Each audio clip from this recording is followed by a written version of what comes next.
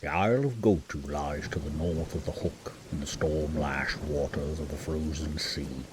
It is home to a giant volcano that spears the watery horizon like a shark's tooth.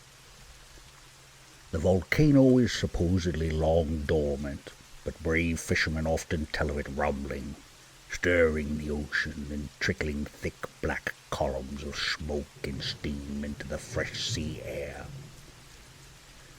Supposedly, a small group of fishermen came to shore upon its mysterious beaches during one of the frequent storms that plague that part of the sea. They fled their boat, looking for shelter on the island as large bolts of fury white lightning hammered the ground around them. One of the survivors later likened it to being a piece of metal under a Minamoto blacksmith's hammer.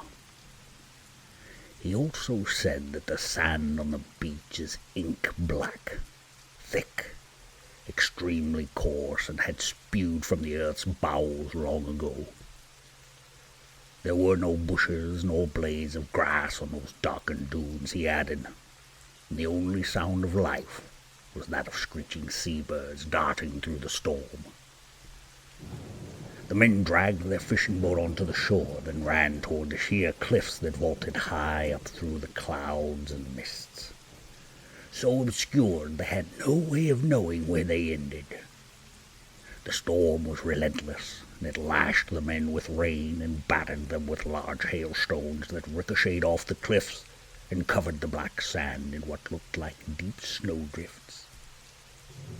They stumbled across an ancient set of hand-carved steps that went from the beach high up into the slate-gray clouds that broiled above.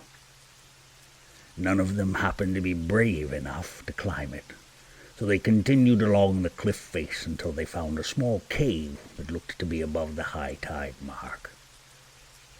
Careful exploration of the cave led them to journey through cracks and crevices until they came to a vast chamber that echoed with its enormity. Countless lichens and fungi glowed brightly on the floor and walls, and the men thought for a moment that they gazed upon the stars in the night sky.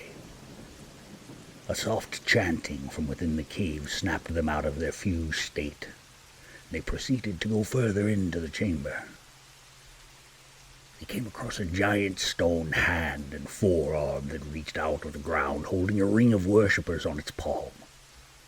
These robed disciples disappeared and reappeared seconds or minutes later, as if nothing had happened.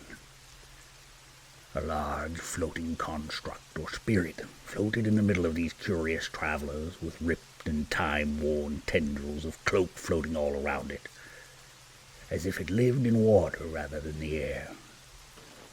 One fisherman remarked that the monks, but that was what he thought they must be, moved sinuously, like a drop of black ink in calm, clear water.